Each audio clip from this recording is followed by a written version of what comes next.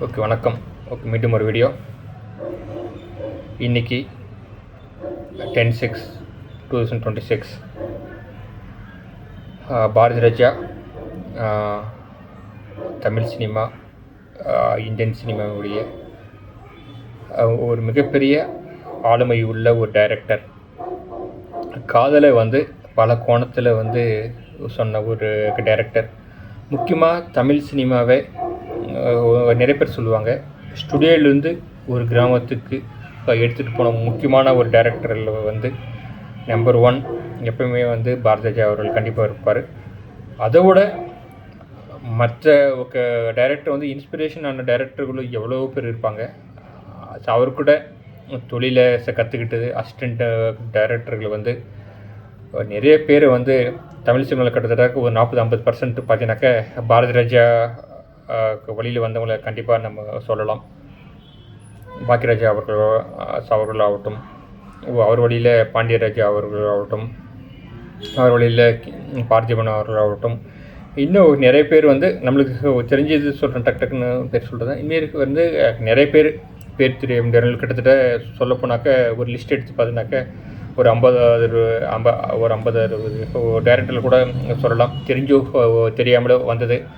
Inspiration ஆகி நிறைய பேர் இன்றைக்கி தமிழ் சினிமாவில் பார்த்தீங்கன்னாக்க ஒரு பின்னாடி ஒரு ஜென்ரேஷன் பார்த்தீங்கன்னா சொல்லப்போனால் ஒரு 60% கண்டிப்பாக சொல்லலாம். ஒரு பாரதி ராஜாவுடைய இன்ஸ்பிரேஷன் ஆகி நிறைய பேர் இந்த ஊர் விட்டு வந்தவங்க. அவர் இறந்துட்டார் அப்படின்றது நம்மளை ஏன்னா வயதின் காரணமாக இருந்துட்டார். ஆனால் அவருடைய படங்கள் எப்பவுமே இறக்காது. எப்பவுமே இந்த டிஜிட்டல் உலகம் சொல்கிறேன் இல்லையா, இந்த ஃபிலிம் இந்த உலகத்தில் இருக்கிற வெளியும், தமிழ் சினிமாவுக்கு இருக்கிற வெளியும் பாரதி ராஜான்ற பேர் கண்டிப்பாக இருந்துகிட்டே இருக்கும். ஐயா அவர்களுக்கு ஒரு சந்தோஷமாக, கொஞ்சம் துக்கம் இருக்குது, ஒரு சந்தோஷமாக வழியாக இருக்குன்னு சொல்லிட்டு எல்லாரோட மக்களும் கேட்டுக்கிறேன்.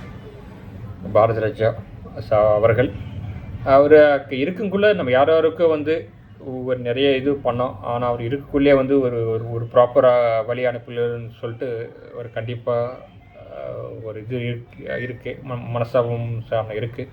எனவே அவருடைய படைப்புகளுக்கு மூலமாக இந்த உலகத்தில் கண்டிப்பாக அவர் இருந்துகிட்டே இருப்பார்.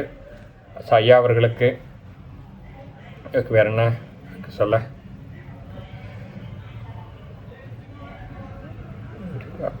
என்றும் நீங்கள் எப்பொழுதும் நீங்கள் இருப்பீங்க. போய் அவர்கள் ஐயா அவர்களுக்கு சந்தோஷமாக வழி அனுப்புகிறோம். வணக்கம் ஐயா.